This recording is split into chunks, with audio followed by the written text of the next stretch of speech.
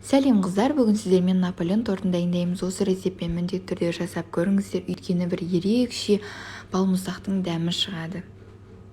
Бірінші крем дайындаймыз. Креміне жұмыртқа, қант, ұн, сүтімізді 2 бөліп салып, араластырып аламыз. Ең жай отта қою масса болғанша араластырып тұрамыз.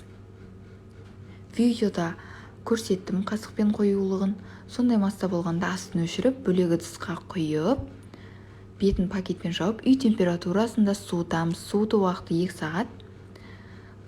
Үй температурасында еріген майымызды кремімізге қосып, миксерлеп аламыз. Міндетті түрде үй температурасында еру қажет.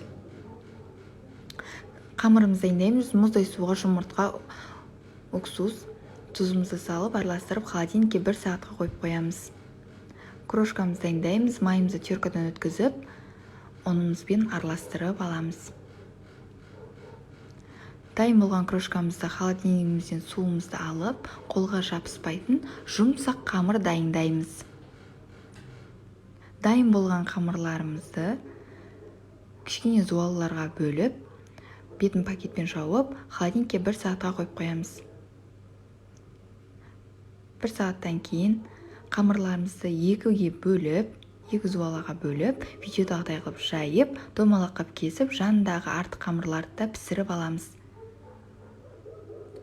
Қызып тұрған пеште 5-7 минут пісіріп аламыз. Дайын болды корждарымыз. Енді жинаймыз. 2-3 қасық кремді әр корждың үстіне салып, реттеп жинаймыз.